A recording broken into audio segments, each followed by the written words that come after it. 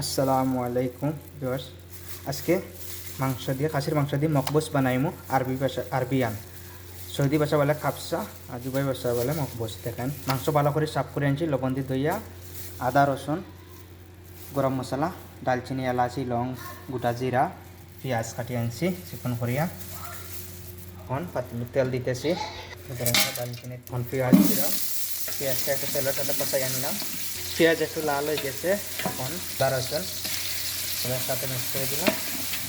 এখন মাংস দিলাম, মাংস দিছি কষাইতে আসি, এর সাথে কষাইয়া পরে দিব মশলা, টমেটো। ভিডিওটা পুরা দেখবেন, লাইক কমেন্ট করবেন, শেয়ার করবেন। টিকটকের সাথে আমার ইউটিউব চ্যানেলটাও আছে, সাবস্ক্রাইব করবেন, সবাই সাপোর্ট করবেন।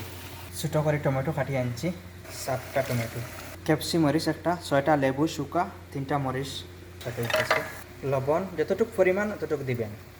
আরবিক বুজার, কামুন, ফিলফিল আসওয়াদ, গরম মশলা, কারি মশলা। হলুদ দিলাম না, কোনো কালার দিতাম না, সাদা মগ বসাইব মাঝি। এখন গুড়িয়া দিমু।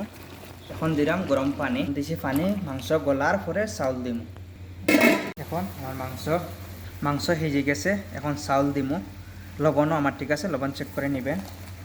চাউল আমি 1 ঘন্টা আগে দইয়া রাখছি, পানি দিয়ে ভিজাইয়া, চাউল ভাঙ্গে না আর কি, ঠিক আছে। সাকিয়া নিমুস, এখন সাকিয়া আনছি, বিসমিল্লাহির রহমানির রহিম। পানি বেশিও দিবেন না, কমও দিবেন না, বাদ জ্বালালে রম না হয়, শক্তও না হয়।